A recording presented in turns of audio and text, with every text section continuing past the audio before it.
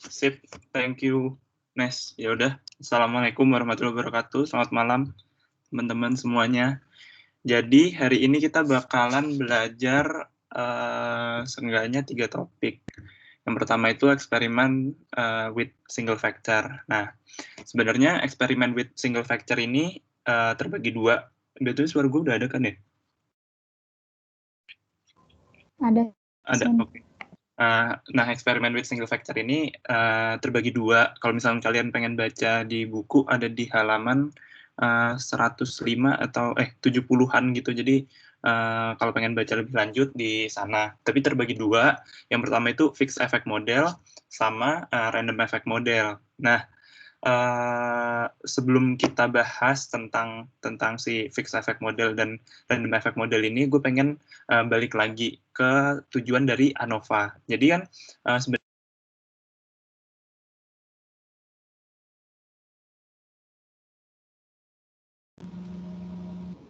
Halo Kak, ke-mute Kak.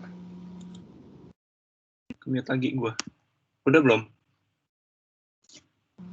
Halo? Ya Kak. Oke, sip. Ya udah, gue pengen bahas dari awal lagi. Kalau misalkan kemarin kan kita udah sempat bahas di tes, itu untuk hipotesis testing, uji dari 2 faktor. Nah, kalau misalkan ada lebih dari 2 faktor, itu kita pakai yang namanya ANOVA ini, Analysis of Variance. Nah, kegunaannya atau tujuannya dari ANOVA ini sebenarnya sama.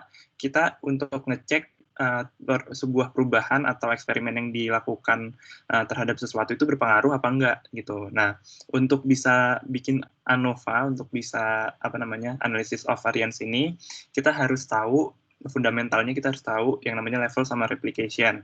Dipencet lagi, Nes.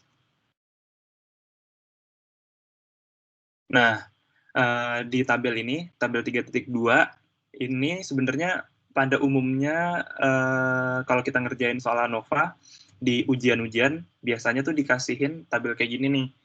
Jadi ada tabel treatment itu biasanya ya biasanya mungkin di kiri gitu ya. Cuman treatment itu seperti apa yang kita lakukan. Misalkan kayak nyuci baju, kita pakai deterjen A sama deterjen B gitu. Nah, itu treatmentnya berarti ada 2 treatment, ada 2 level gitu. Nah, terus observation atau replication itu tuh observasinya itu. Jadi misalkan kita tadi nyuci baju pakai deterjen A, itu sebanyak 5 kali nyuci baju pakai deterjen A. Berarti replikasinya sebanyak 5. Terus deterjen B juga 5, berarti replikasinya juga 5 gitu. Nah, total sama average ya sum of si observation per treatment sama average ya average-nya aja gitu. Next.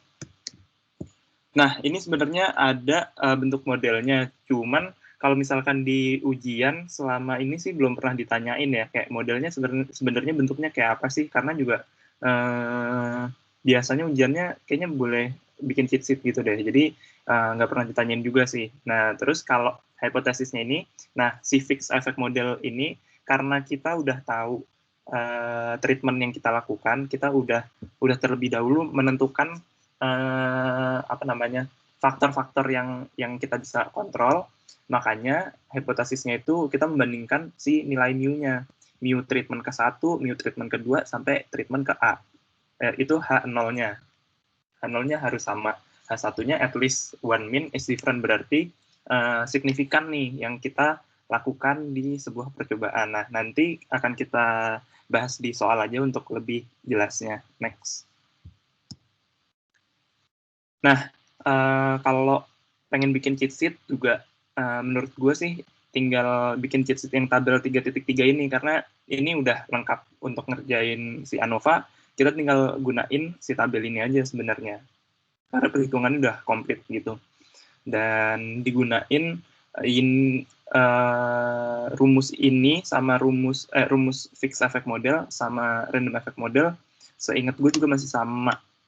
Nah, kalau misalkan kita pengen tahu sum of square dari treatment, ya kita carinya dari rata-rata si hasil treatmentnya. Itu kayak yang dikotakin merah itu kan y bar a titik. Itu kan artinya hasil dari treatment ke 1, replikasi ke 1, 2, 3, 4, kita jumlahin, kita average-in.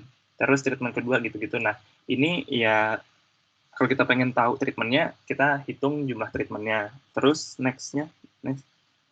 Nah, kalau dari total, ya kita juga hitung dari totalnya. Sementara itu kalau sum of square error, itu tinggal dikurang aja total, dikurang treatment gitu. Nah, untuk degree of freedom-nya, si treatment, ya karena degree of freedom itu kan jumlah total dianya dikurang 1.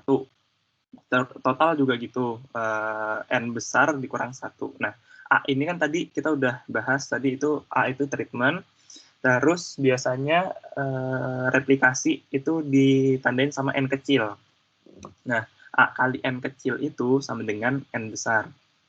N besar berarti kan jumlah semua observasi dikali treatment, udah jumlah totalnya nih. Nah, maka dari itu, degree of freedom total itu N besar dikurang 1. Nah, sekarang kenapa si error within treatments ini N dikurang A? Kenapa nggak N besar dikurang 1? Karena sebenarnya error ini kan ada di setiap treatment, error within treatments. Berarti asumsinya adalah di treatment yang pertama itu ada 1 error, di treatment yang kedua ada 1 error, jadi N dikurang A kecil gitu.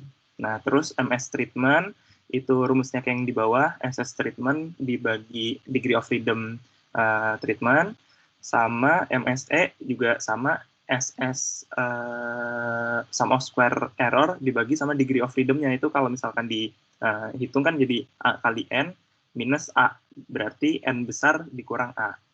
Itu degree of freedom-nya error. Terus untuk cari F hitungnya, itu ya tinggal dibagi aja MS treatment dibagi MS error. Next. Nah, ini langsung aja ke contoh soalnya. Jadi, di soal ini ada engineer yang pengen ngelihat relationship antara RF power sama edge rate. Nah, kita dikasih data, habis observasi kita dapat data kayak gini nih. Yang pertama kita lakukan tuh apa sih kalau misalkan untuk ngerjain soal ANOVA ini? Di next. Nah, yang paling pertama, ini gue bisa pakai itu nggak ya? Gue request control deh. Nice.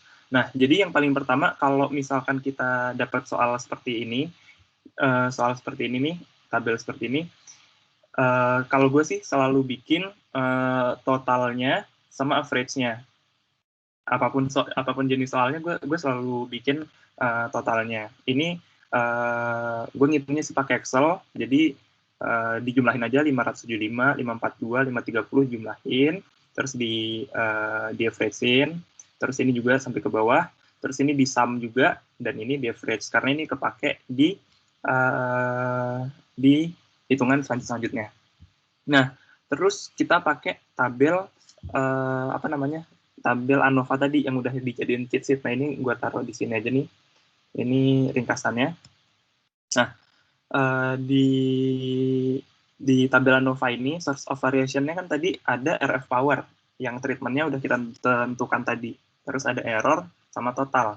Nah, gimana caranya ngitung si SS treatment-nya? Ya pakai ini aja nih, 1 per N kecil, sigma Y titik kuadrat dikurang Y total kuadrat per N besar. Nah, kalau kita masukin angkanya aja, ya ini kan berarti 1 per N kecil itu replikasi, berarti ada 5, 1 per 5, dalam kurung, Y titik itu kan yang ini nih. Berarti, bukan, ini totalnya. Y titik itu yang, benar yang ini. Y titik dikuadratin, berarti untuk kita cari si treatment, tinggal 2756 dikuadratin, ditambah, dikurang dengan Y titik-titik, ini kayaknya masih salah. Harusnya Y titik-titik kuadrat, karena ini sum dari semuanya kan. Y titik-titik dikuadratin, dibagi sama N besar, artinya 4 dikali 5. Berarti ada 20. Nah, ini kita langsung dapetin sebesar 66.000 sekian. Terus kita hitung totalnya. SS total, sum of square total itu rumusnya ini. Artinya kalau ini YIJ berarti kita kuadratin dulu satu-satu, 575 dikuadratin, 542 dikuadratin, 530 dikuadratin, dijumlah semuanya, dikurang hal yang sama tadi, 12.355 dikuadratin, dibagi 20. Didapetin angka 72.200 sekian ini. Terus untuk hitung sama square error, ya tinggal di kurang, terus kita hitung degree of freedom-nya tadi, treatment itu A dikurang 1, berarti 4 dikurang 1 sama dengan 3. Errornya ada 20 dikurang 4, berarti ada 16. Terus sama ini 20 dikurang 1, berarti ada 19. Untuk hitung min square-nya berarti tinggal dibagi aja. Si ini dibagi degree of freedom-nya, dia dibagi degree of freedom-nya. Terus kita hitung F hitungnya dengan membagi ini, dapat 66,80. Nah, kalau kita lihat soalnya, itu tuh sebenarnya udah di set juga confidence intervalnya sebesar 95%. Berarti di p-value sebesar 0,05%. 0,05. Nah, cara dapetin p-value ini, cara estimasinya, kita cek di tabel F distribusi, F 0,05, terus ini V1, V2, berarti kita pakai si 3 degree of freedom-nya, terus sama 16, kita dapat 3,42. Nah, ini kan jauh lebih kecil. Sebenarnya kalau kita pengen tulis lebih kecil dari 0,05 aja, itu nggak apa-apa. Cuman biasanya kalau di ujian, kita kan pengen yang lebih akurat kan. Nah, kita cek aja lagi di tabel 0,01. Kalau kalian cek di tabel 0,01, kalau nggak salah tuh sekitar 5, sekian. Jadi tetap lebih kecil lagi di value-nya. Artinya kita reject H0 karena min-nya aja udah min antar treatment-nya kan udah berbeda gitu. Artinya RF power setting ini berpengaruh kepada edge rate gitu. Sampai sini fixed affect model ada pertanyaan nggak?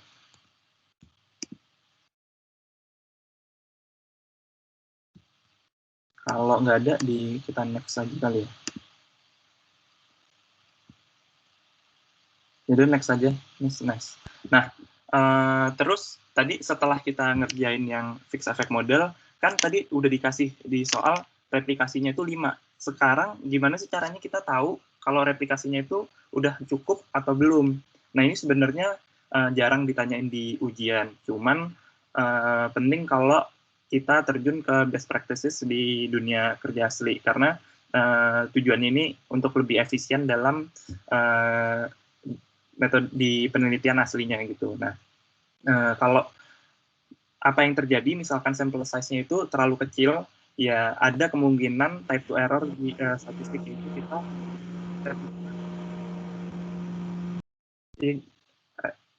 ada pertanyaan. Oh, kepencet ya? Oke. Berarti type 2 error yang berarti kita nerima hipotesis yang salah.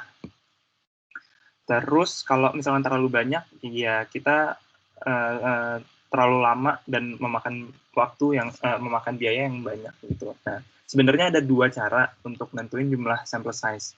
Yang pertama itu power and sample size itu di Minitab. Kalian mungkin bisa, kalau misalnya penasaran, bisa cari di YouTube atau di bukunya juga ada. Cuman yang dibahas kali ini, yang ini aja nih, confidence interval estimation method, karena ini cara yang manual. Coba di next. Nah, gimana caranya? Kalau kita cari di contoh soal sebelumnya, itu kan tadi ada replikasi 5, ya kan? Terus confidence intervalnya kita pengen tadi 95%. Nah, tapi untuk kita bisa memperkirakan sample size ini kan kita belum ngehitung yang tadi kan. Kita belum tahu MSE-nya itu berapa dan segala macamnya itu belum kita hitung. Jadi kita harus estimasi dulu standar deviasinya, terus mean square error-nya, sama confidence intervalnya kita tentuin. Nah, kalau yang di soal sebelumnya, mungkin kita ambil random sampling aja, kayak untuk tahu berapa banyak sampel yang harus kita ambil. Mungkin kalau kita cek ambil serabutan aja, mungkin kita dapat 575, dapat 600, atau mungkin 700 sampai 725. Jadi kita asumsiin aja kalau standar deviasinya itu nggak lebih dari 25. Nah, mean square error-nya ini kan sebesar 25 kuadrat, standar deviasi dikuadratin. Alhasil 625. Nah, terus kita juga tentuin tadi confidence interval. Setelah kita tentuin confidence intervalnya itu 95%, artinya sisi kanan kirinya itu 0,25, 0,025, kita ke tabel t-distribution, untuk cek alfanya dengan replikasinya gitu. Kalau misalkan kita pakai 5 itu berapa, kalau pakai 7 itu berapa nih, untuk tahu, tadi kan udah ada rumusnya di tabel T akar 2 kali MSE per N kecil. Nah, kita cek aja nih, kalau misalkan 0,025 di replikasi 5 itu kan yang 20 dikurang 4, ya kan? Kalau misalkan si 7 itu di ya di bawah-bawahnya lagi, cuman nggak ke SS gitu. Nah, kita dapetin kalau misalkan replikasi 5 itu plus minus 33,32. Sementara kalau replikasi 7 plus minus 27,58. Nah, artinya nih apa sih? Semakin kecil itu kan semakin sedikit errornya kan. Berarti artinya semakin banyak replikasi, kita semakin perhitungan kita semakin akurat dengan yang situasi kenyataannya gitu. Nah, cuman kan ini tadi kita asumsiin MSE-nya 25 kuadrat kan, atau 625, yang mana hasilnya sebenarnya beda jauh gitu. Jadi sebenarnya replikasi 5 aja, kalau misalkan kita hitung pakai Minitab, mungkin udah cukup gitu untuk confidence interval yang 95%. Nah, ini tuh ya metode kira-kira lah sebenarnya. Cuman ini jarang banget ada di soal ujian, jadi santai aja sih, ini cuman untuk biar kalian ngerti. Nah, terus kita langsung ke random effect model aja. Jadi setelah kita tadi belajar tentang fixed effect model, kita belajar random effect model. Perbedaannya yang utama di sini adalah eksperimenter atau si pengujinya itu cuman tahu populasi dan tahu sampelnya aja. Jadi kita nggak nentuin faktor yang ditentuin. Kalau misalkan tadi kan kita bisa ngubah-ubah RF power-nya tuh tadi sebesar berapa, 160 watt, 170, dan seterusnya. Kalau ini kita nggak tahu. Nah, karena kita pengen tahu besaran, kita pengen tahu sebenarnya populasinya itu tuh berbeda signifikan atau enggak, yang kita hipotesisnya tuh jadi seperti ini. Beda sama tadi, kalau tadi kan ngebandingin mean between treatment-nya. Kalau ini langsung secara keseluruhan populasi. Gitu. Nah, ini mungkin kalau misalkan pengen ujian ya, ini cheat sheet-nya tinggal ditulis aja ini. Gitu. Terus, ini langsung ke contoh soal aja, karena tadi rumusnya juga mirip-mirip. Di sini, di buku, contoh soalnya juga kalian bisa baca. Kalau misalkan ada perusahaan pengen tahu apakah mesin pintalnya ini bekerja sama nih, homogeneous gitu. Jadi kita pengen tahu sebenarnya kekuatannya itu uniform apa enggak nih, gitu. Nah, kita ambil aja kan langsung dari 1 gulungan, 2, 3, 4, dan observasinya itu dengan replikasi 4 kali, gitu. Nah, kalau misalnya kita ngerjain soal kayak gini, ya kita pertama langsung bikin totalnya, terus sama mungkin average-nya, gitu. Nah, ini di next. Nah, ini gue ngerjainnya pakai Excel lagi. Nah, ini mumpung kalian PJJ juga, kayaknya ujian statin pakai Excel mungkin lebih mempercepat sih. Cuman nggak tahu sih, coba ditanyain aja. Kira-kira boleh apa enggak.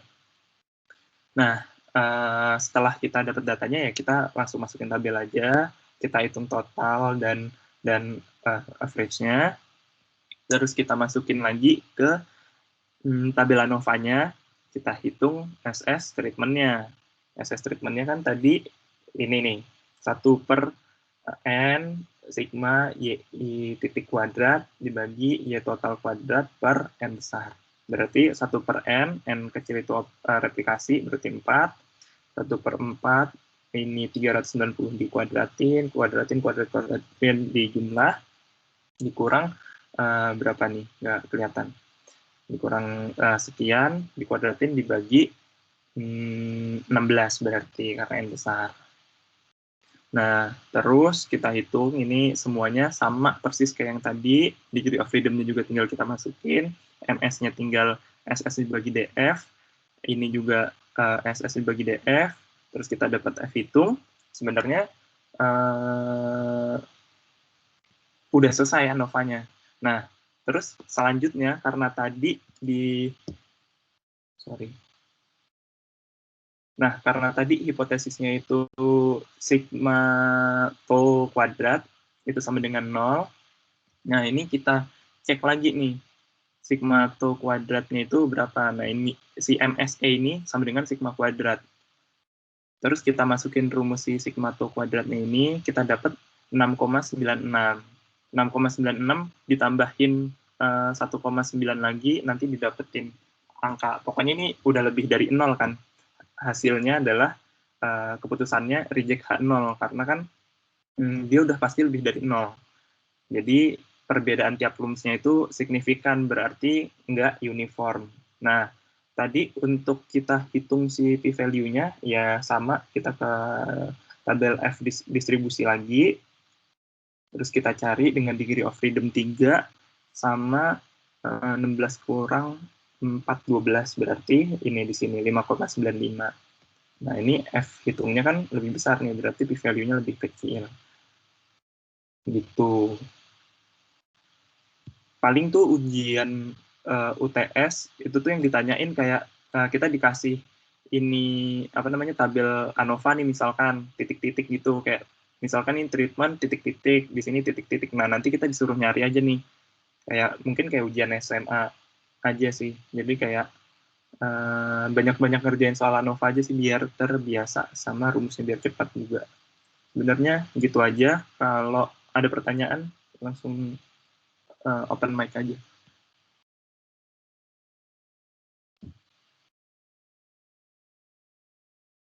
Kalau nggak ada pertanyaan, ya udah dilanjut aja.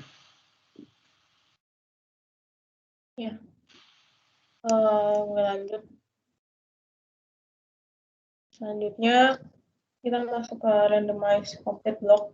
Nah, sebenarnya ini jadi ceritanya kalau misalnya di randomized complete block ini itu buat yang kayak kemarin pas kita mirip sama praktikum yang blok itu tuh buat membatasi si pengacakannya supaya nggak terlalu ngacak gitu. Jadi buat intinya teknik ini tuh buat menangani semacam kayak faktor gangguannya gitu. Nah, kalau kita masuk ke soal ini intinya itu ada seorang kayak ahli kimia itu dia pengen nguji pengaruh 4 bahan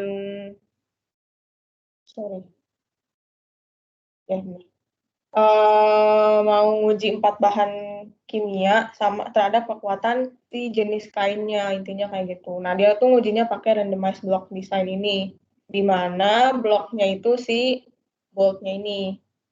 Nah, terus kita kemudian menggunakan model seperti ini dengan hipotesis seperti ini. Nah, gue mau nekanin juga sebenarnya hipotesisnya itu kan tadi kalau Sena pakai mu, kalau sini gue pakai tau kan. Nah, Bu Ian tuh pernah bilang kalau misalnya pakai tau itu yang penting lo harus ada nolnya ini, belakangnya harus sama dengan 0 kalau lo pakai tau. Karena kalau misalnya nggak pakai 0 belakangnya itu kan hipotesisnya mu. Nah, nanti tuh disalahin gitu sama Bu Ian seingat gue. Kayak gitu. Lanjut. Nah, tadi kan tuh udah ada nih angkanya yang ada di tabel yang sebelah sini. Nah, terus Ini gue juga ngitungnya pakai Excel. Terus habis itu kalau gue ngitung total dulu, total kanan sama ke bawahnya. Nah, terus habis itu nanti dapat total akhirnya sekian. Nah, kemudian kalau misalnya udah dapat kayak gini, nanti tinggal dihitung bisa dihitung untuk ke tabel ANOVA-nya gitu. Nah, untuk ngitung yang pertamanya itu di sini gue ngitung SS total dulu. Itu pakai rumus yang ada di sini. Nah, ini dapetnya dari mana? Itu dari kalau yang YIJ kuadrat ini dari 73 kuadrat ditambah 68 kuadrat sampai 69 kuadrat sini. Terus nanti dikurang sama Y kuadrat dot per N, itu Y kuadrat dot itu dari 1435 ini dipangkatin 2. Terus dibagi N-nya ada sebanyak 20. Nanti dapat hasil sekian. Terus untuk SS treatment, itu ada 1/B dikali YI dot kuadrat. Nah, untuk yang treatment ini 1/5 itu karena kan treatment di sini kan dia yang chemical kan. Jadinya yang B-nya kan yang si bulk. Jadinya 1/5. Terus YI kuadratnya ini dapatnya dari yang 353 di sini, terus di kuadrat ditambah 357 kuadrat sampai 363 kuadrat. Jadi kayak ke kanan gitu loh, karena ini kan kita mau nguji yang untuk SS yang si chemical atau treatmentnya kan. Terus nanti dikurang sama Y kuadrat dot per N ini sama kayak yang awal ini. Jadi kalau misalnya nanti emang mau ngitung pakai Excel gitu, nggak apa-apa sih. Tapi paling dimasukin juga rumus-rumusnya kayak gitu. Nah, nanti kan paling awal gitu kan dapetin yang Y dot kuadrat ini kan. Jadinya gampang buat ke bawah-bawahnya karena pasti dipakai gitu. Terus yang selanjutnya untuk SS blocks-nya mirip sama yang SS treatments, tapi dia karena blok di sini yang bold, jadinya kan dia 1/A. Nah, ini 1/A-nya itu dari jumlah si chemical-nya ini kan ada 4, jadinya dia 1/4. Terus dikali sama YIJ kuadrat itu, Y dot J kuadrat itu dari 294 kuadrat ditambah 274 kuadrat sampai 274 kuadrat lagi, terus dikurang sama Y dot kuadrat per N lagi. Nah, terus yang SSE-nya ini tinggal dikurangin aja dari SST, SS totalnya dikurang sama SS treatment sama sum of square blocks-nya. Dapat sekian. Nah, untuk DF-nya, degree of freedom-nya itu untuk yang treatment-nya, di sini ini maksudnya treatment, itu 4/1 karena di sini treatment-nya kan ada 4, yang chemical, jadi dikurang 1. Terus yang blocks-nya juga ada 5, jadi tinggal dikurang 1. Terus yang DF error-nya itu dari yang total, ini sebenarnya ini bisa pakai rumus ini atau pakai rumus yang ada di sini, hasilnya sebenarnya sih sama aja. Hasilnya sama-sama 12. Terus untuk DF totalnya itu dari N-1, jadi total N-nya ada 20, terus kita kurangin 1, jadi ada 19. Terus untuk mean square treatment-nya atau si chemical-nya itu tinggal dibagi aja. Jadi nanti pas udah dapet sum of square-nya, nanti tinggal dibagi sama si error. Tinggal dibagi sama degree of freedom dari si treatment-nya. Jadi tinggal di sum of square dibagi degree of freedom, sum of square dibagi degree of freedom gitu. Untuk treatment, terus blocks juga sama, mean square-nya seperti itu, tinggal sum of square blocks-nya dibagi sama degree of freedom blocks-nya. Terus sama untuk error-nya juga kayak gitu. Nah, untuk F-nya, di sini kalau dia cuma mau tahu bagaimana efek dari si chemical-nya itu, makanya kita cuma nyari yang treatment-nya aja, itu tinggal dibagi aja, mean square-nya si treatment dibagi sama mean square error-nya. Terus, kita pakai asumsi 0,05. Nah, untuk nyari di tabelnya, itu misalnya kan tadi yang treatment nih. Nah, yang treatment itu kan degree of freedom-nya itu 3. Nanti kalau misal di tabelnya itu tinggal 3,12. Bentar. Nah, ini. Jadi nanti kan degree of freedom-nya si treatment itu 3, terus error-nya 12. Jadi nanti tinggal V1-nya itu 3, terus V2-nya itu 12. Dapatlah 3,49, itu buat DF tabelnya. Terus karena dia hitungnya kurang dari F tabel, makanya kita kan gagal tolak H0 atau gagal tolak H0. Jadi dia nggak signifikan. Nah, terus kalau ini kan untuk F. Nah, untuk p-value sebenarnya tuh bisa dihitung, tapi nggak yang jadi angka bulat. Cuman bisa diestimasiin aja gitu. Nah, caranya itu, kan tadi kita dapat nih, F hitungnya itu sebesar 2,376. Nah, terus kita ngebandingin dari tabel-tabel yang ada, tabel-tabel F-nya dengan degree of freedom-nya itu kan 3,12. Jadi kita cuma fokus ke 3 sama 3,12 aja gitu. Nah, terus habis itu dengan yang dengan F0 2,376 itu berada di posisi mana sih kayak gitu. Nah, kan kalau misalnya gini, kayak 2,376 itu kan kira-kira ada di antara 3,49 sampai 2,61 kan. Ini kan yang 0,05 itu dia pas 3,12 kan dapatnya pas V1-nya 3, V2-nya 12 kan dia 3,49. Terus pas di 0,1 alfanya itu V1-nya kan 3 sama V2 12 itu dia dapat 2,61 misal gitu. Nah, itu kan dia nggak ada nih di sini. Nggak masuk dong. Berarti kita geser ke sini.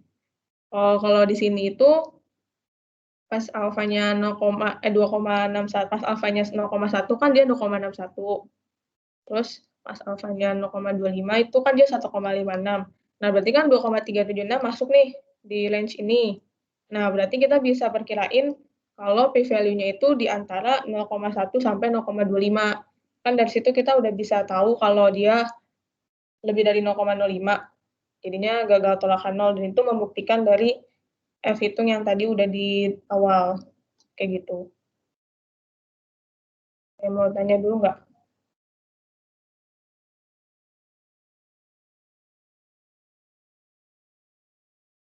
Kalau nggak ada, gue lanjut lagi. Nah, kalau ini Latin Square.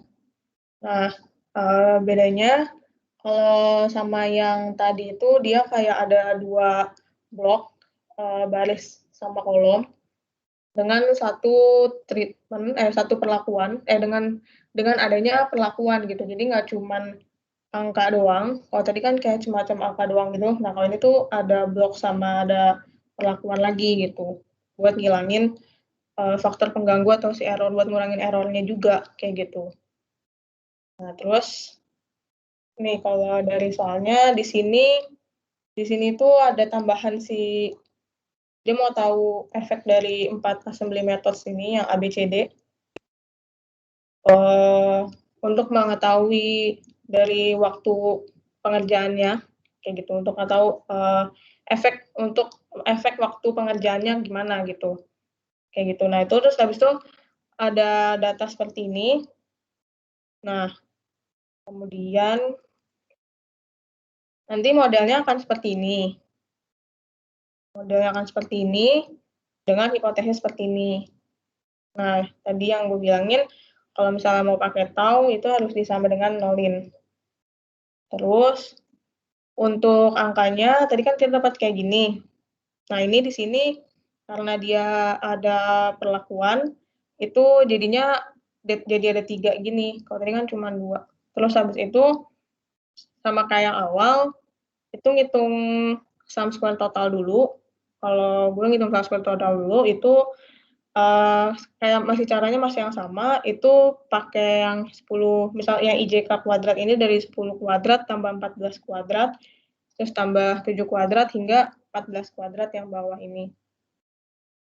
Terus habis itu, untuk sum square methods-nya, itu dari kan seper P. Nah, seper P. Jadi kan kalau misalnya Latin Square ini dia kan kayak bujur sangkar ya. Jadi maksudnya pasti sama gitu loh angkanya. Maksudnya 5 kali 5, 4 kali 4 kayak gitu. Jadi nggak beda gitu. Jadi di sini seper P itu dia 5 gitu. 4 karena dia ada 4 kayak gitu. Nah, terus habis itu yang ini yang metode di sini tuh maksud gue tuh ini yang huruf yang A, B, C, D di dalam ini. Nah, itu gue kelompokin lagi. Jadi misalnya ini kan 900 nih awalnya. Nah, ini nih total dari si A. Gue masukin sini sih. Jadi misalnya A-nya ada 7, 8, terus 5, sama 10. Jadi totalnya kan 30. Nanti dikuadratin. Terus nanti yang B juga ada 8, 7, 10, sama 12. Nanti dikuadratin. Sampai yang ke D. Nah, nanti tinggal dikurangin sama ya dot kuadrat per n ini. Sama itu ya dot kuadratnya itu dari 164 kuadratnya itu, terus nanti dibagi sama 4. Gitu. Terus habis itu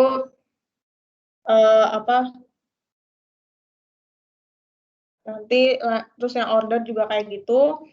Itu tinggal yang order itu yang ini. Nanti tinggal dikesampingin aja yang kayak tadi. Jadi 1/4 nanti dikali sama 39 kuadrat tambah 44 kuadrat. Terus sampai 46 kuadrat. Jadi nanti tinggal dikurangin sama si dot kuadratnya, terus nanti dibagi N. Terus operationnya juga, tapi dia operator yang ke bawah ini, itu tinggal yang 32 kuadrat, dibagi seper P dulu, dibagi 4 dulu, terus nanti di 32 kuadrat sampai 39 kuadrat, terus nanti dikurangin sama si dot kuadratnya per N. Gitu. Terus untuk DF-nya, itu juga masih sama kayak tadi. Untuk yang DF methods di sini, yang treatment ini kan ada 4, jadi tinggal 4 dikurang 1 aja. Gitu. Terus untuk yang DF ordernya juga tinggal 4 kurang 1, operation juga 4 kurang 1, terus errornya pokoknya tinggal ikutin rumus yang ada di sini aja sih. Tinggal 4 kurang 2 sama dikali 4 kurang 1. Sama DF totalnya tinggal P kuadrat kurang 1. Terus untuk MS methods-nya itu juga masih sama kayak yang sebelumnya, tinggal misalnya mau nyari mean square methods, tinggal yang SS methods-nya dibagi P-1, terus sama mean square order-nya tinggal sum square order-nya dibagi P-1, kayak gitu. Jadi nanti tinggal P-1 di sini kan tadi degree of freedom, jadi tinggal sum square dibagi degree of freedom. Sum square dibagi degree of freedom aja. Terus nanti untuk F-nya juga sama, tinggal mean square misalnya nyari yang F untuk methods-nya itu, dia tinggal mean square methods-nya dibagi sama mean square error-nya. Kayak gitu. Terus untuk pencariannya, di sini yang pakai tabelnya, karena di sini yang metode-nya 3,6, dari DF metode-nya 3, terus error-nya 6, jadi tinggal nanti V1 3, V2-nya 6, terus dapat 4,76. Nah, ini untuk p-value-nya masih sama kan tadi dapat kalau F-nya itu 13,81. Nah, itu kita estimasin lagi. Nah, ini kan kalau kayak gini kasusnya kan tadi V1-nya kan 3, terus V2-nya 6. Nah, terus 13,81 itu kan kalau kita lihat-lihat kan nggak ada ya di sini. Nah, tapi tuh kalau dilihat-lihat itu semakin ke kiri atau semakin kecil dari 0,01, itu makin ke kiri tuh dia makin gede gitu kan angkanya di sini. Jadi ada kemungkinan si 13,81 itu kurang dari 0,01 gitu. Makanya di sini kita bisa estimasi nanti jawabannya p-value-nya itu kira-kira kurang dari 0,01. Kayak gitu. Ada yang mau nanya dulu nggak? Sorry.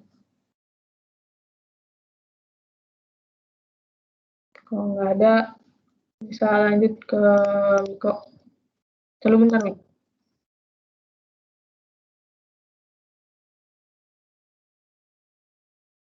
Bentar, gue mute dulu.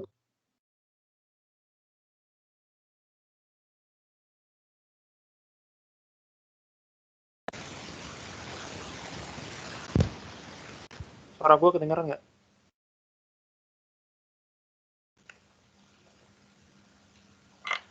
Halo? Kedengeran, Kak. Kedengeran ya?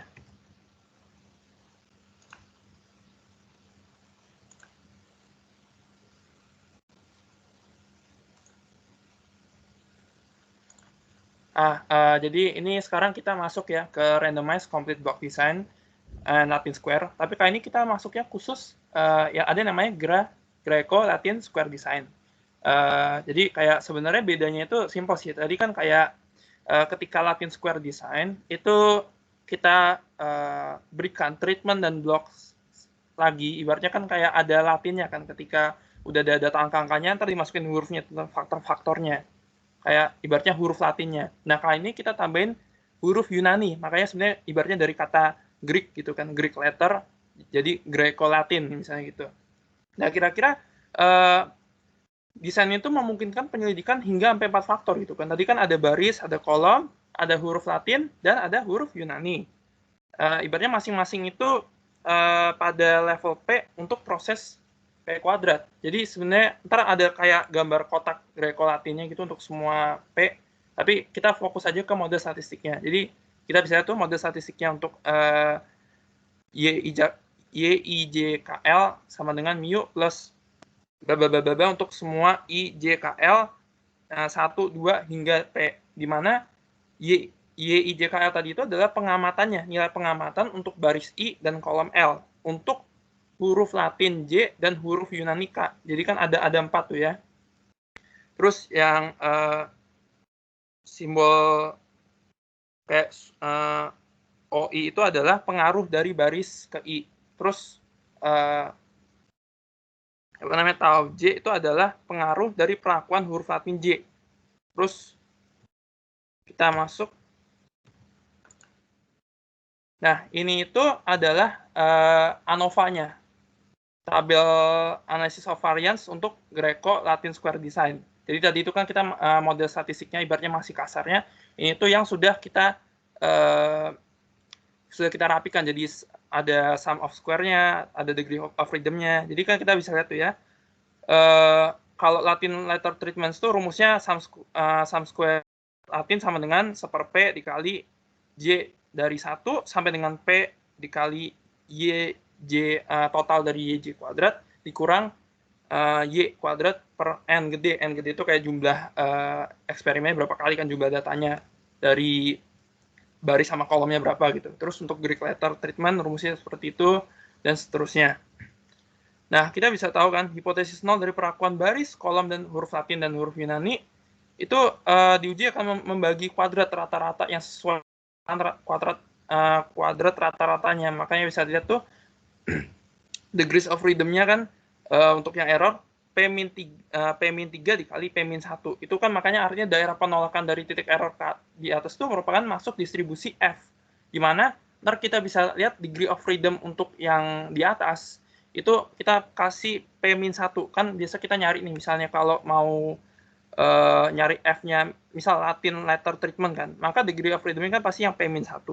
Terus habis itu kita buat cari yang degree of freedom error-nya pasti pakai yang P-3, P-1 untuk buat di tabel F nanti. Nah, kita lanjut. Ini ada contoh soalnya. Sebenarnya kita pakai contoh soal yang example 4.3, tapi ada korelasinya untuk yang dari 4.2. Bisa dibaca ada di buku DOE ya. Kalau yang 4.2 datanya itu tuh, yang kode data for rocket propellant problem. Itu ceritanya ada batches tuh. Ada 5 batches dan 5 operator ya. Itu masing-masing itu ada hasilnya. Kayak A sama dengan -1, B sama dengan -8, C sama dengan -7, dan seterusnya. Dan yang sudah dibagi-bagi jadi kayak ibaratnya untuk YK itu ada nilai -18 itu dijumlah ke bawah dan ada yang juga dijumlah ke samping. Itu ya. Nah, terus untuk dari example 4.3 gunain data itu, cuman kita masukin lagi ada tambahan, faktor tambahan perangkat uji. Jadi kita masukin tuh huruf Yunaninya. Kan ada huruf Yunani, ada alfa, beta, gamma, dan lain-lain. Sampai itu huruf Yunani E gitu kan. Nah, perhatikan bahwa kan pasti sini udah tahu ya cara ngitung SS formulation, SS operator, SS batches. Itu caranya itu kan, misal SS formulation tuh pakai yang 1/P dikali sigma J dari 1 sampai P dikali YJ kuadrat dikurang nilai Y kuadrat per N besar. Itu bisa dilihat di sampel 42 di buku caranya gimana. Nah, kita bisa lihat dulu nih. Jadi untuk tadi Greek letternya kita susun. Kan tadi namanya untuk test assembly ya. Itu ada faktor tambahan test assembly. Jadi nilai dari test assembly masing-masing ini untuk misalnya A nih. Kita ini jumlahin masing-masing. Ini balik.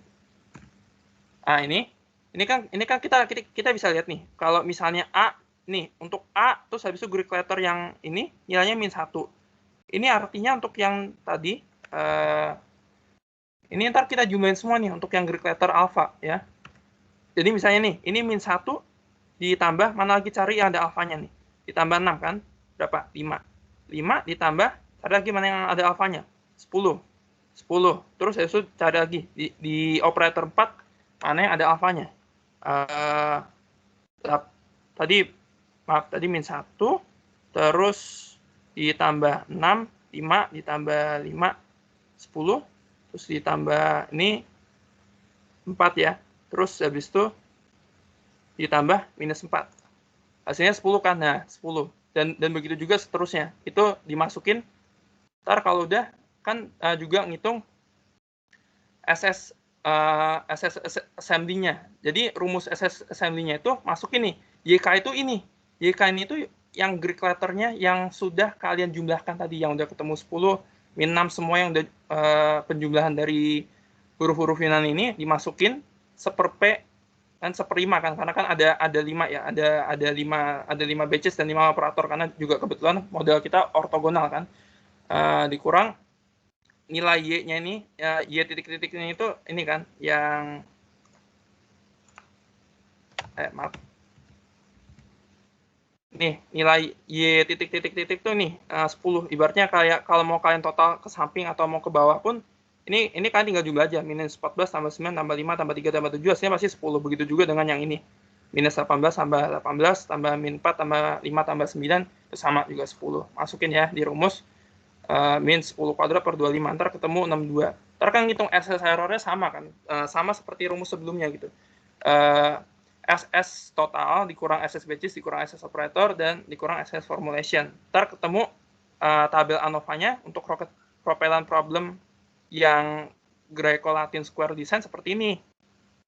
Bisa sebenarnya kita bisa dapat kesimpulan bahwa sebenarnya ada perbedaan antara Latin square design dengan Greco-Latin square design, di mana kita bisa lihat sini ya. Kalau untuk Latin square design saja, ini kan ibaratnya kan faktornya hanya 4 nih. Tadi yang A, B, C, D gitu misalnya. Terus habis itu kalau yang ini kan kita tambahin lagi nih sama huruf Yunani. Kita lihat nilai skornya, skor errornya 128 untuk sum of square-nya. Terus kita lihat untuk yang Greco-Latin square design itu nilainya 66.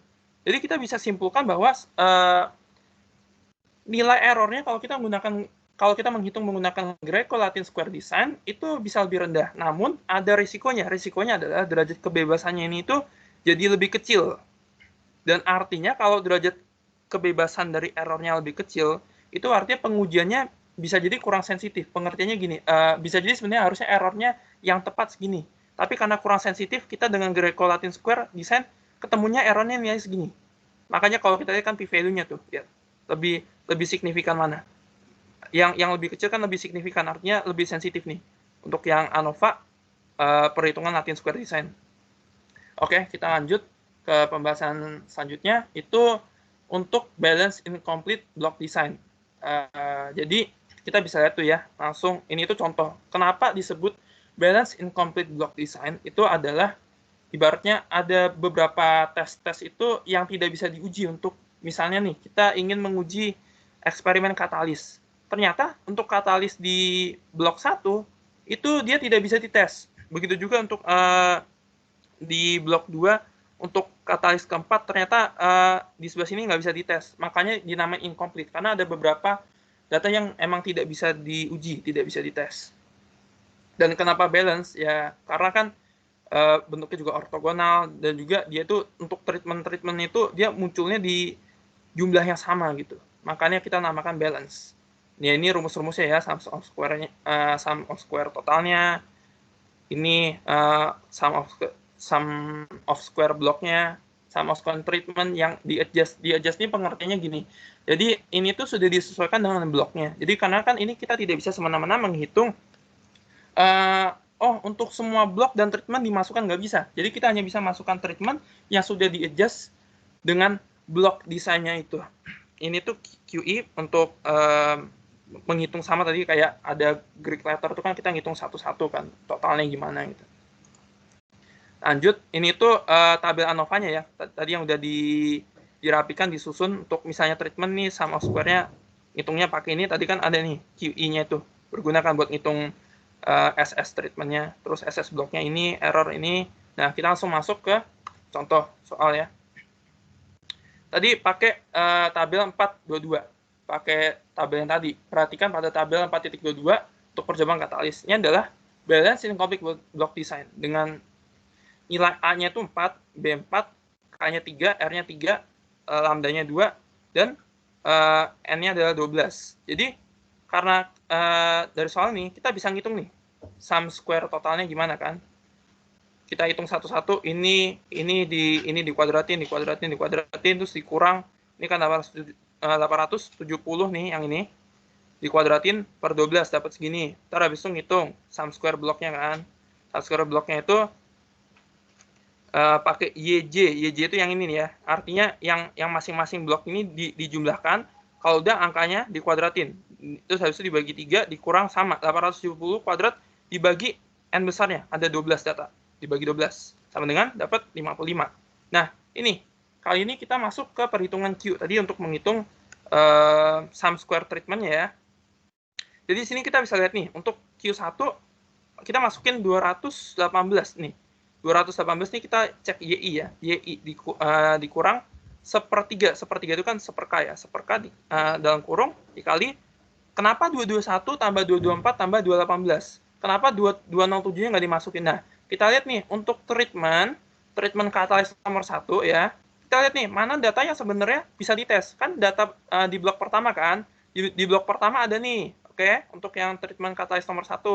Terus di blok kedua, kita cek nih, ada nih angkanya. Tapi untuk di blok ketiga, dia yang untuk yang baris treatment ya, ini dia tidak ada datanya. Maka yang angka 207 ini, itu dia tidak masuk dalam perhitungan. Terus untuk yang ini, ada kan angkanya, ini 71 ya. Makanya 218-nya diambil. Makanya 218 ini, dari YI, dikurang seperka, dikali nilai YJ yang ada, yang terukur, yang bisa dites dari baris treatment-nya.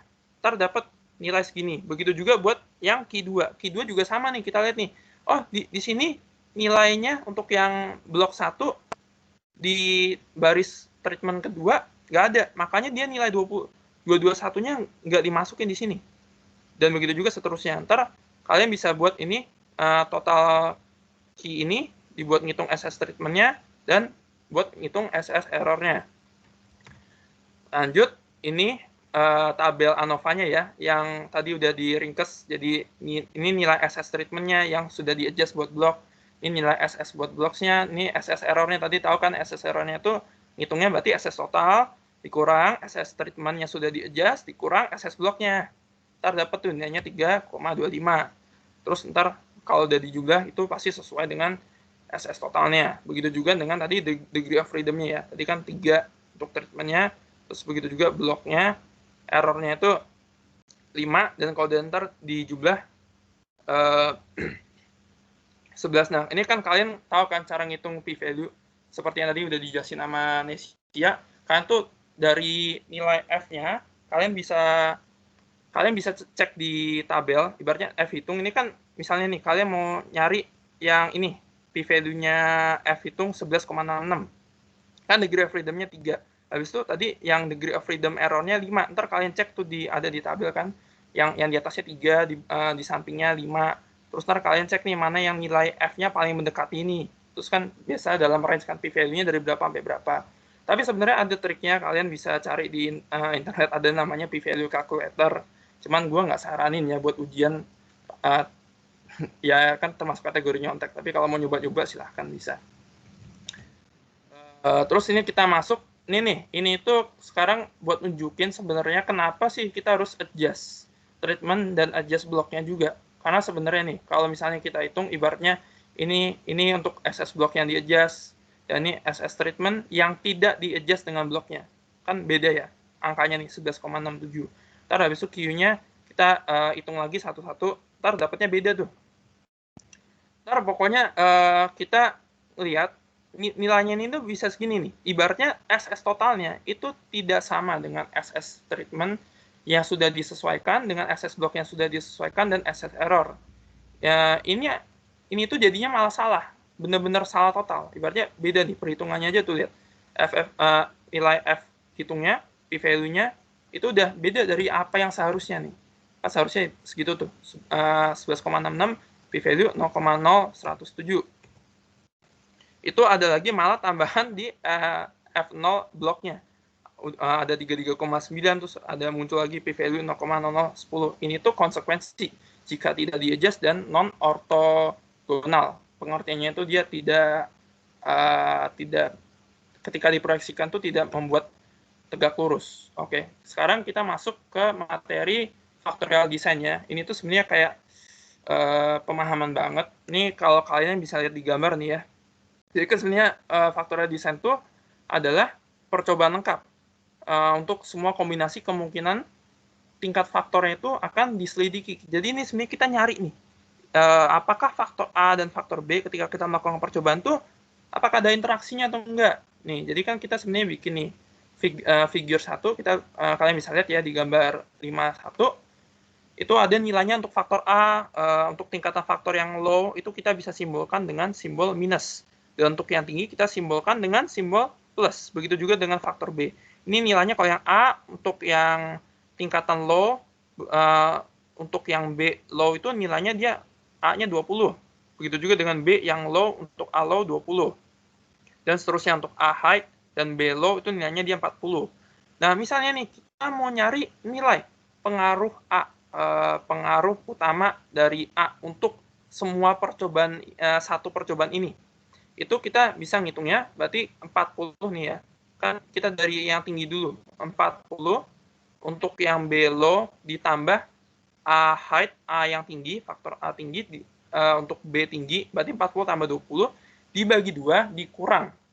Ini untuk A rendah, B rendah, 20 ditambah A rendah B tinggi, 20 ditambah 30 dibagi 2. Terus kalau dia dikurang, ntar dapat angka 21. Begitu juga untuk nilai B-nya. Ini itu untuk gambar 5.1 ya. Nah, sebenarnya kita kan juga mesti ngecek nih, apa sih sebenarnya kalau kita lihat bedanya gambar 52 dengan 51. Nih, bedanya di sini. Kalau yang 52, kalau kita hitung nih ya, misalnya pengaruh A-nya nih, untuk faktor B rendah. Kita cek 50 dikurang 20. Kan dapat ya 30 ya. 30 untuk terus habis itu untuk nilai pengaruh utama A untuk faktor B tinggi. Itu dia 12 dikurang 40. Dapat tuh minus 28. Nah, ntar kita bisa cari sebenarnya korelasi atau interaksi antara faktor A dan B untuk gambar 5.2 itu berapa sih? Kita hitungnya gini. AB sama dengan tadi ini minus 28, kan selalu yang tinggi dulu ya. Tinggi dikurang yang rendah. Ini karena maksudnya ini ya faktor B yang tinggi. Minus 28 dikurang 30, kalau udah dibagi 2, dapat minus 29. Ini tuh kan sebenarnya kita, ini kita minusnya nggak usah pedulikan ya. Karena kita lihat ini besar angkanya aja. 29 itu sebenarnya menunjukkan angka yang besar. Berarti ada interaksi yang besar antara faktor A dan B untuk gambar 5.2. Maaf, ini agak nge-lag dikit. Nah ya, nih. Jadi sebenarnya di sini tuh ada interaksi yang besar antara faktor A dan faktor B.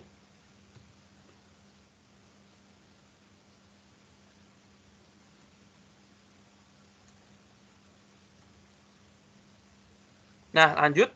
Nih, ini kita bisa lihat nih. Ini tuh kita bikin plotnya, faktorial plotnya ya.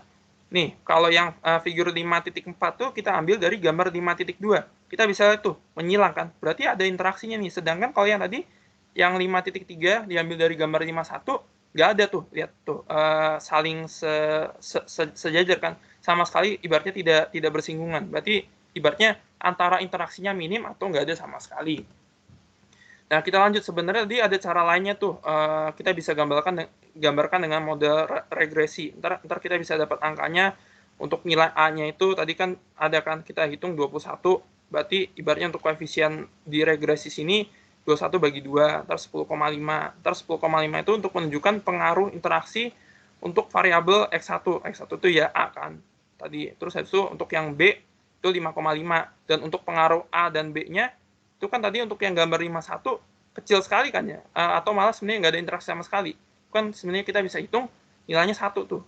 Nah, 1 kalau dibagi 2 setengah kan. Makanya nih kita buat masukin X1 itu ke A, X2 itu B. Makanya cuman pengaruh interaksinya itu cuman setengah, kecil banget koefisiennya. Ini sebenarnya kita bisa ilangin. Lanjut.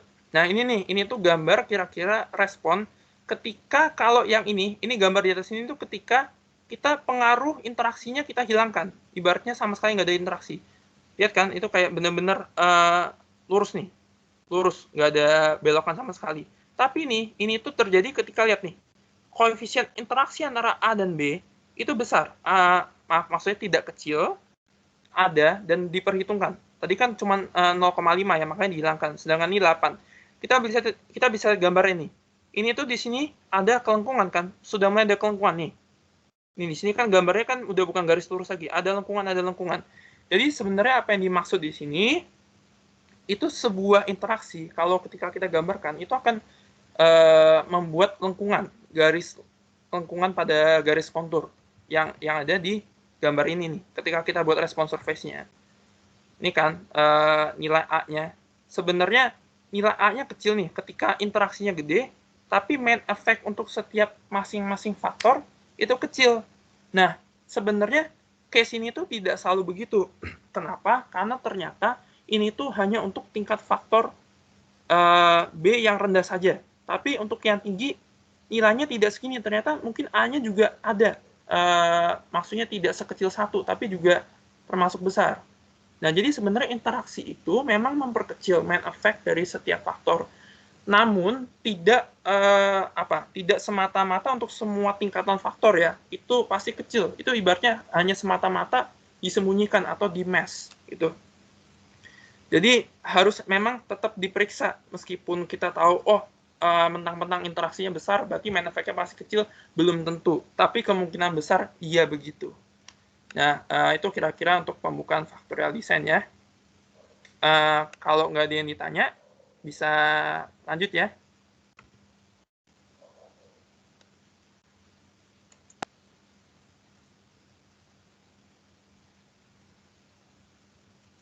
Halo, suara gue kedengeran nggak? Halo, Kedengeran, Kak. oke. Kedengaran. Oke. Ya, malam teman-teman, kenalin lagi, nama gue Kinan. Di sini mau ngelanjutin pembahasan factorial design-nya. Di sini materinya itu yang two-factor factorial design. Nah, soalnya ini ceritanya ada seorang engineer yang merancang baterai buat digunain di device yang device-nya ini akan mengalami beberapa variasi perubahan suhu gitu. Nah, di sini engineer-nya memutuskan untuk menguji ketiga plate material di 3 level temperatur, di 15, 70, sama 125 derajat Fahrenheit. Terus, yang dites itu 4 baterai di setiap kombinasi di antara plate material sama temperaturnya. Total ada 36 tes yang dilakukan di random order.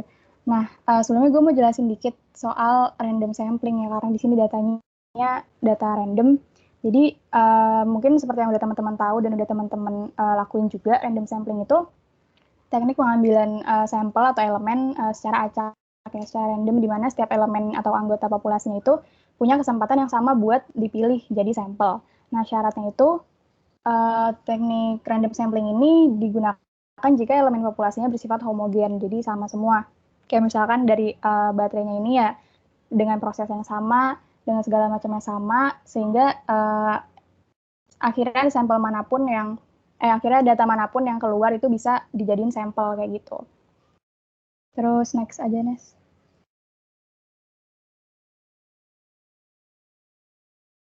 Nah, karena nanti kita bakal bikin tabel ANOVA-nya, jadi mengacunya ke tabel untuk rumus-rumus perhitungannya itu di sini.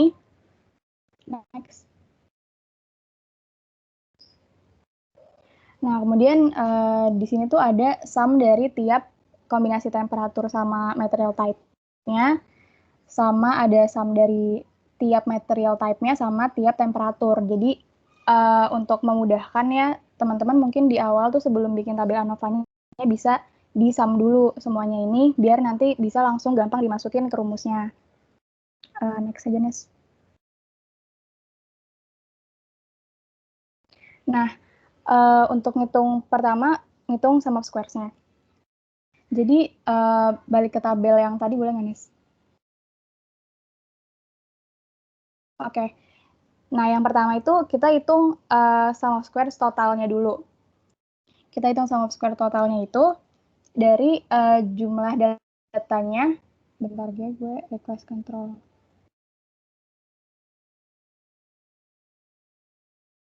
Oke.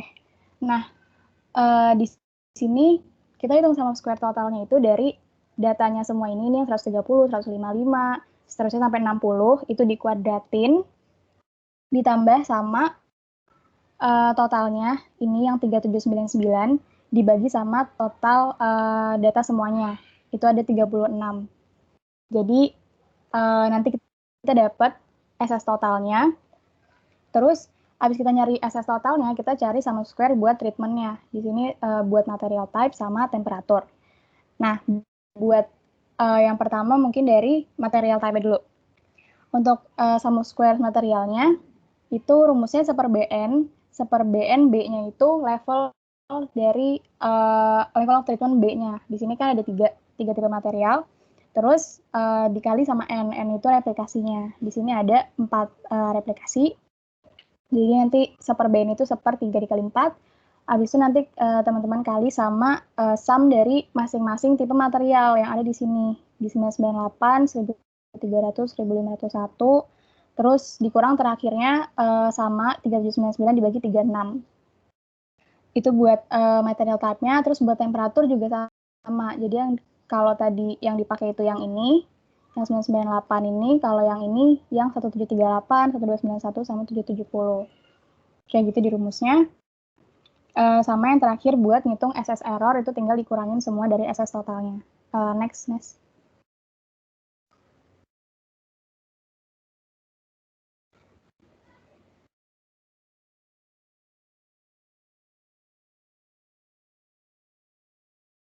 Nah, jadi kita dapat sum of square totalnya itu segini, 77.000. Terus ada SS buat material, temperatur, sama interaction.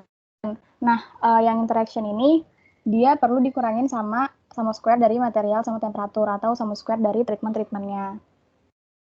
Kayak gitu, ini buat SS error-nya, tadi yang sum of square total dikurang sama material, temperatur, sama interaction. Next. Nah, kalau udah dihitung semua sum of square-nya, teman-teman bisa hitung data yang lain, degrees of freedom-nya, mean square-nya, sampai F0, F hitung, sama p-value-nya. Nah, di sini F tabelnya itu 2,73, artinya lebih kecil daripada F hitungnya. Maka di sini kesimpulannya berarti ada interaksi yang signifikan dari treatmentnya, yaitu material type sama temperatur. Terus untuk yang treatmentnya di sini juga signifikan, masih sama alasannya. Next aja, Nes. Nah, di sini buat ngebantu kita untuk menginterpretasikan hasilnya lagi, bisa juga dibikin grafik average response untuk tiap kombinasi treatmentnya. Nah, di sini tuh jadi significant interaction itu dilihat dari garis paralel yang sedikit. Jadi kalau garisnya itu paralel, di grafiknya itu paralel garisnya, itu berarti nggak ada interaksi yang signifikan. Tapi kalau misalkan nggak paralel, maka interaksinya signifikan. Jadi di sini sebenarnya secara umum tuh umur baterainya atau masa pakai baterainya lebih lama didapat di suhu yang rendah, baik dari suhunya maupun maksudnya regardless material type manapun 1, 2, 3 ini gitu. Nah, buat perubahan dari suhu rendah ke sedang, berarti dari 15 ke 70, ini masa pakai baterainya yang material type 3 itu dia meningkat, sementara untuk 1 sama 2 dia menurun. Terus dari suhu 70 ke 125 atau dari sedang ke tinggi, itu untuk yang jenis 2 sama 3, dia menurun, tapi untuk yang 1 dia tetap. Nah, dari sini bisa diambil kesimpulan sebenarnya jenis material type yang ketiga itu bisa nggak sih hasil yang terbaik gitu kalau misalkan kita mau lebih sedikit kehilangan masa pakai baterainya akibat perubahan dari suhunya kayak gitu. Next.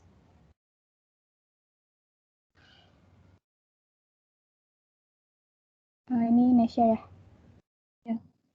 Oke, selanjutnya. Ini kalau misalnya faktoral design tapi ada angka yang bolong-bolong. Nah, di sini kan yang bolong itu ada DF dari si B-nya, terus interaksinya ada SS interaksi, MS dari A, interaksi sama F sama P kan, P value. Nah, buat ngitung ini itu sebenarnya tergantung kondisi nanti diketahuinya apa. Kan bisa aja nanti pasti kan ada kemungkinan nggak bakal sama kayak gini kan. Jadi tergantung nanti yang diketahuinya apa, nanti yang dihitung itu tergantung lagi balik lagi ke situ kayak gitu. Nah terus karena di sini itu yang diketahui misalnya ini kan ada yang bolong pertama itu kan ada si DFB-nya. Nah itu kan tapi jadi itu bisa kita hitung. Jadi awalnya itu karena dia udah diketahui sum square sama min square-nya itu udah diketahui pas di B. Jadi tinggal kan kalau misalnya nyari MS di sini itu dari SS-nya dibagi sama DF kan kalau yang biasanya. Nah ini kalau misalnya mau nyari DFB-nya itu tinggal si sum square B-nya dibagi sama min square-nya si B-nya. Jadi tinggal 8544 ini dibagi sama 40,2771 ini. Nanti dapat 1,99, nanti dibulatin jadinya 2. Terus untuk yang itu kan yang DFB-nya. Terus nanti untuk DF interaction-nya itu juga bisa. Jadi nanti kan dapat nih DFB-nya hasilnya 2. Nah, untuk yang interaction-nya nanti tinggal dikurangin aja dari DF totalnya itu dikurangin sama DF yang A, B sama interaction di total. Nah, nanti dapatlah tuh hasilnya 2. Gitu. Nah, itu untuk DF. Kemudian kan udah kedapat nih DF-nya, terus nanti kita bisa next ke SS. Nah, SS yang bolong ini kan interaction. Tadi kan udah ada nih DF yang interaction-nya, dapatnya 2. Nah, sebenarnya ini karena dia diketahui angka sisanya SS yang lainnya, itu tinggal dikurangin aja. Jadi sebenarnya SS total ini kan pasti total dari angka yang di atasnya ini kan. Jadi nanti gampang tinggal dikurangin aja dari SS totalnya ini, dikurangin sama penjumlahan dari SS yang A, B, sama interaction. Nah, nanti itu udah, SS error. Nah, nanti dapat SS-nya dari si interaction. Kayak gitu. Nah, kemudian kalau udah lanjut ke min square-nya, itu kan yang pertama itu yang hilang itu si A. Nah, untuk nyari min square kan itu sum square dibagi DF kan. Jadi nanti tinggal si 0,322 ini dibagi sama 1. Dah dapatlah min square A-nya itu 0,322. Kemudian untuk min square selanjutnya kan yang hilang itu interaction. Nah, untuk min square yang hilang interaction ini itu sama tinggal sum square-nya interaction nanti dibagi sama DF-nya interaction. Karena kan tadi udah dapat nih dua-duanya. Dapat 22,674. Nah, itu untuk min square. Terus untuk F hitungnya, yang pertama hilang itu ada si A. Nah, untuk F itu kan kalau misalnya pada si A itu tinggal min square A-nya itu dibagi sama min square error. Kan tadi min square A-nya udah dapat nih. Jadi nanti tinggal dibagi aja, terus dapat hasilnya 0,0367. Gitu. Terus untuk F interaction-nya itu tinggal min square dari interaction-nya nanti dibagi sama min square error-nya. Karena tadi kan udah dapat min square dari interaction-nya di sini. Nanti tinggal dibagi sama min square error-nya, dapatlah dia hasilnya 2,583. Nah, terus tadi dia nanya itu levelnya di faktor B. Nah, untuk level di faktor B, karena tadi udah dapat DF-nya itu adalah sebesar 2, jadi nanti tinggal, kan kalau rumus DF itu kan faktor level di faktor itu dikurangin 1 kan. Kalau misalnya ini B-1 gitu. Nah, berarti nanti kalau misalnya mau nyari levelnya tinggal dibalik aja, berarti tinggal ditambahin 1. Dapatlah dia hasilnya 3. Nah, untuk pertanyaan selanjutnya, untuk replikasinya, untuk replikasi itu kan N. Nah, karena di sini udah diketahui totalnya 17. Nah, rumusnya itu kan kalau mau nyari DF dari total itu kan si level pada DF pada si A-nya itu, terus nanti dikali sama, bukan DF, maksud gue level di faktor A-nya itu dikali sama faktor di level si B-nya, nanti dikali N, dikurang 1, itu kan rumus untuk ketika kita mau mencari si total ini kan. Nah, nanti tinggal dikaliin aja, nanti dapat untuk replikasinya itu adalah sebesar 3. Kayak gitu. Nah, itu kan udah nih, kita udah dapat semuanya, tapi belum ketemu si p-value-nya. Untuk p-value-nya itu sama kayak yang tadi awal. Jadi kan misalnya tadi udah dapat nih, si F-nya itu sebesar 0,0367. Nah, itu kita lihat lagi di sini dari range itu yang sebesar 0,0367 ada nggak? Nah, ternyata kan dia nggak ada. Karena dia nggak ada, berarti ada kemungkinan dia lebih besar dari 0,1. Karena maksud gue di sini lebih dari 0,025 karena kan ini paling gede 0,525. Karena makin ke kanan kan bisa lihat angkanya makin kecil, sedangkan dia 0,0367 kan jauh ya, berarti kan ada kemungkinan dia lebih besar dari 0,25 kayak gitu. Terus untuk yang B-nya, S-nya itu dia kan sebesar 4,59, itu dia kalau kita lihat ini kan tadi dia itu kan ini DF-nya 2, terus error-nya 12. Jadi V1-nya 2, V1-nya di 2, terus V2-nya di 12. Nah, kita cari di V1-nya 2 sama V2-nya 12 yang mencakup si 4,59. Nah, itu kan dia ada di antara 0,025 sama 0,05. Karena di 0,25 dia 5,10. Si 0,05 itu ada di 3,89. Jadi di antara dua ini. Terus untuk yang interaksi juga sama, dia di F2 sama 12, berarti kan di antara V12 sama 12, dicari yang F-nya itu 2,58, kita cari di range yang mana ini yang sekiranya mencakup 2,58. Itu ada di sini, itu kan karena di 0,1 dia 2,81, terus di 0,25 dia 1,56. Jadi dia ada di antara 0,1 sama 0,25. Gitu untuk range p-value-nya. Makanya dari situ kita bisa membuktikan dari F hitungnya dengan menggunakan p-value. Kayak gitu.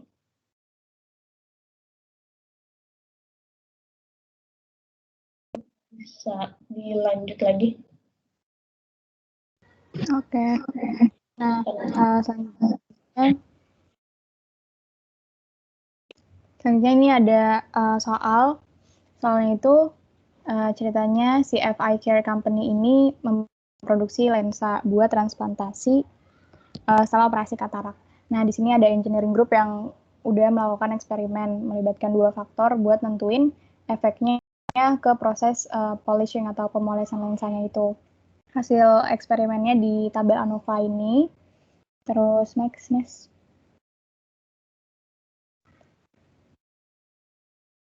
Nah, pertanyaan-pertanyaan yang mau kita jawab itu di sini ada 8 hipotesisnya, terus sama square, mean square, p-value, dan segala macam sampai decision sama conclusion-nya. Intinya sebenarnya ke step-step kesimpulan sih. Next. Jadi yang pertama kita tentuin dulu hypothesis statement-nya. Kayak mungkin udah tadi sempat banyak dibahas juga ya buat hypothesis statement-nya. Biasa buat H0 itu ya udah bla bla sama dengan 0, terus yang H1 berarti salah satunya tidak sama dengan 0. Itu berlaku buat semuanya, faktor A, faktor B, sama interaction AB-nya. Terus sum squares-nya buat yang faktor A itu sum square total dikurang treatment lainnya, SSB berarti terus interaction sama dikurang SS error-nya juga. Jadi didapat SS dari A-nya itu 0,167. Terus degrees of freedom-nya atau DF-nya buat faktor A itu sebenarnya itu didapat dari ini kan, kalau misalkan di rumusnya itu mean square itu rumusnya sum of square dibagi degrees of freedom. Jadi degrees of freedom itu SS dibagi MS, sum square dibagi mean square-nya. Nah, di sini dapat DFA-nya 2, terus yang soal keempat juga ditanyanya DFB, jadi rumusnya masih sama, dapat DFB-nya 1. Terus yang kelima cari mean square dari interaksi AB-nya. Mean square ini kayak yang tadi rumusnya sum of square dibagi degrees of freedom, terus dimasukin dapat MSAB-nya 6,0835. Next.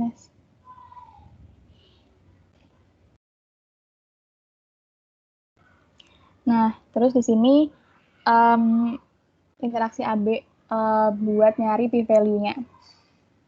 P-value-nya itu kita lihat dari F tabelnya kayak yang tadi udah Nesya jelasin yang di sebelumnya.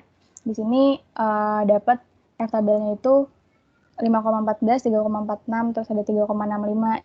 Jadi si p-value-nya ini ada di lebih besar dari 0,05, kurang dari 0,1. Terus untuk number of replications-nya itu dari def total ABN dikurang 1. ABN ini level of treatment A-nya, terus level of treatment B, sama dikali replikasinya. Baru nanti dikurang 1, terus dapat replikasinya itu 2. Jadi decision sama conclusion-nya itu faktor A-nya ini nggak mempengaruhi response variable-nya karena p-value-nya lebih besar dari 0,05. Terus untuk faktor B-nya itu mempengaruhi karena p-value-nya kurang dari 0,005, sama untuk interaksi AB-nya itu nggak ada bukti yang bisa ngasih tahu adanya interaksi gitu karena p-value-nya lebih besar dari 0,05. Next. Nah, ini soal terakhir. Soal terakhir ini sebelumnya buat yang tadi yang 2 PPT yang udah gue jelasin, teman-teman mungkin ada yang mau nanya dulu.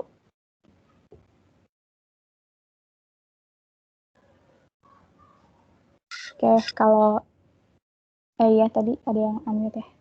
Oh iya Kak, izin bertanya Kak, kalau misalnya replikasinya bukan angka bulat tuh gimana ya Kak? Dan tadi mungkin saya masih kurang nangkap sih Kak, kayak replikasi itu indikasinya kemana? Replikasi itu ini sampel size-nya, jadi kayak seberapa banyak kita ngulang eksperimennya gitu. Jadi kayak bentar. Mau request control dong, Nes. Ini kalau gue pencet bisa ke slide sebelumnya nggak sih? Nggak bisa ya? Nah ya, ke ini deh, Nes. Wait. Yang ada, mana ya? Yang tabel data ini, jauh banget sih sebenarnya. Tabel yang ada baterai life. Slide berapa ya? Bentar.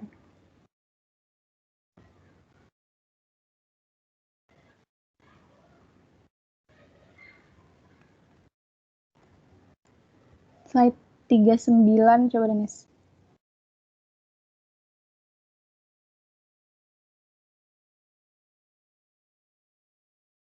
Nah, ya itu.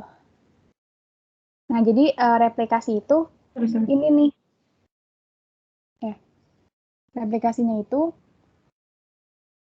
di temperatur 15 nih misal dengan tipe materialnya 1. Di sini dia ada 4 replikasi. Jadi ada 4 pengulangan gitu. Didapat 130, 155, 74 sama 180. Kayak gitu. Menjawab nggak, Fauzia? Oh, menjawab Kak, berarti kalau di kasus tadi 2 ya Kak? Iya, betul. Terima kasih Kak. Oke. Ada lagi yang mau nanya? Oke, kalau enggak berarti lanjut ke yang soal terakhir ya, Nes.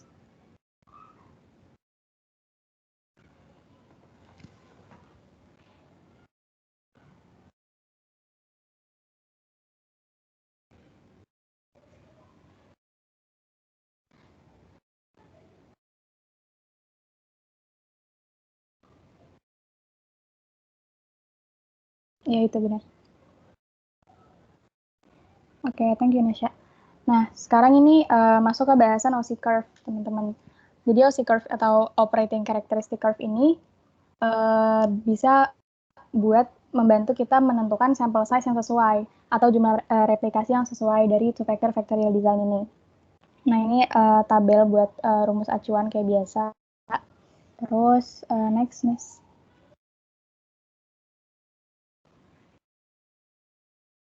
Nah, di sini datanya masih data yang battery life yang tadi. Misalkan di sini tuh sebelum running eksperimennya kita decide hipotesis nolnya harus di reject gitu.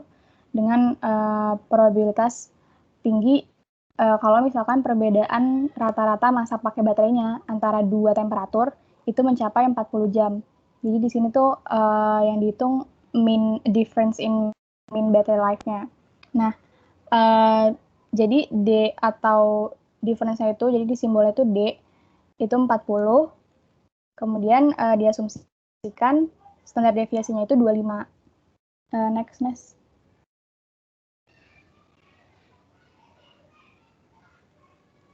Nah, di sini itu ada rumus P-square. Refresh control lagi ya, Nes. Oke, thank you. Nah, di rumus P-square ini, rumusnya bisa teman-teman cari di bukunya, ada di halaman 201-202. Terus di sini N-nya itu ya replikasi yang mau kita cari tadi ya kan, disesuaikan nanti. Terus ini level of treatment A-nya, terus B-nya sama level of treatment B, terus tadi D itu perbedaannya, sama sigmanya ini standar deviasinya. Terus setelah dicari, kita dapat 1,28 N untuk P-square-nya. Nah, P-square ini itu adalah yang kita dapat ini tuh hasil minimum yang nantinya mau kita pakai buat disesuaikan sama sample size-nya atau replikasinya. Nah, di sini ini yang namanya OC curve. Jadi kalau teman-teman mau cari OC curve itu ada di appendix, ada di halaman-halaman paling bawah itu. Nah, kalau kalian cari di sana itu ada beberapa grafik gitu, ada banyak grafik OC curve dengan yang beda itu ini V1-nya itu yang mau kita lihat.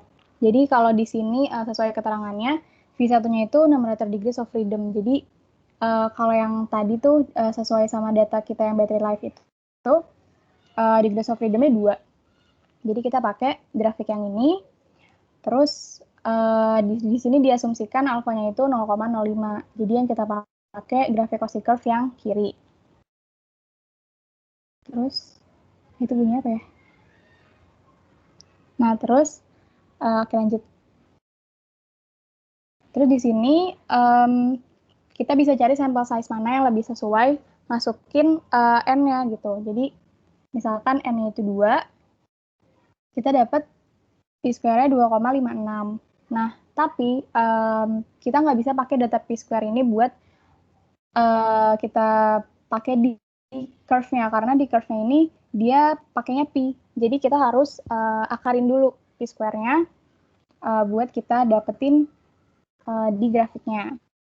Gitu. Jadi misal contoh, misalkan N-nya 2, P-square-nya 2,56, berarti ini tinggal dikali aja ya, 1,28 kali 2. Terus P-nya itu setelah diakarin 1,60. Nah, setelah kita dapat 1,60 ini, berarti kan dia di sekitar di sini ya. Nah, yang kita lihat itu adalah ini, yang di sumbu Y, itu ada probability of accepting the hypothesis-nya. Jadi, probabilitas dari kita menerima hipotesisnya. Nah, di grafik OC curve ini, kita bisa lihat semakin besar si P-nya, atau semakin ke kanan, itu akan semakin kecil probabilitas buat kita terima hipotesisnya. Gitu. Nah, terus di sini yang sumbu Y ini, itu disimbolin sama beta. Jadi buat yang N sama dengan 2, dengan P-nya 1,60 itu, dia ada di sekitar sini nih, ada di 0,45. Terus seterusnya sampai kita misalkan masukin N-nya sama dengan 4. Nah, probability of accepting the hypothesis itu 0,06. Terus next aja, Nes. Nah, di sini kita bisa bikin tabelnya. Di sini tuh kayak yang tadi udah dihitung, buat replikasinya, setelah tadi diasumsikan alfanya 0,05, terus betanya itu 0,06. Ini kayaknya yang coba next lagi, Dennis.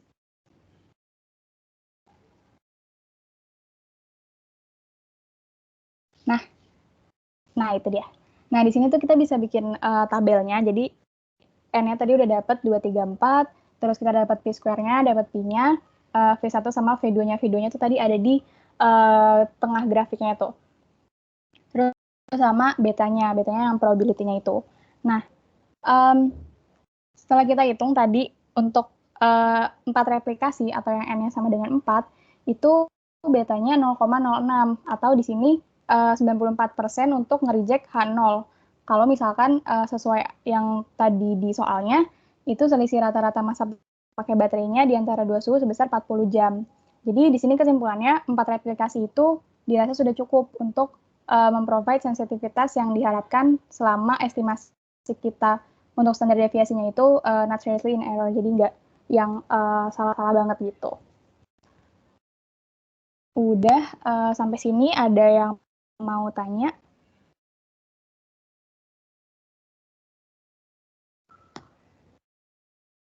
Oke, kalau nggak ada, balik ke Nesya.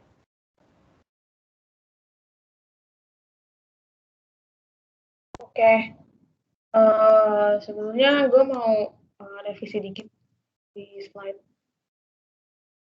Sebenarnya jawabannya udah benar, cuman gue salah nulis aja gitu. Yang di slide ini nanti gue benerin lagi sebelum ngirim ke kalian. Harusnya di sini kan dia N besar, nah itu terusnya total datanya jadi harusnya 16 bukan 4. Tapi untuk hasilnya udah benar, cuman salah nulis aja. Udah itu doang dari gue.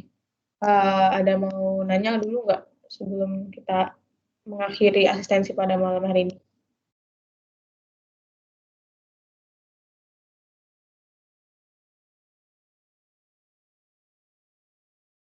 Kayaknya nggak ada ya. Kalau nggak ada, mungkin bisa kita tutup asistensi pada malam hari ini. Terima kasih teman-teman yang udah datang buat asistensi statistika industri buat malam ini. Kita mohon maaf kalau misalnya ada kesalahan atau apa. Nanti filenya bakalan dikirim kok. Kurang lebihnya mohon maaf. Wassalamualaikum warahmatullahi wabarakatuh. Waalaikumsalam warahmatullahi wabarakatuh. Makasih Kak. Makasih, Makasih Kak. Makasih, Kak.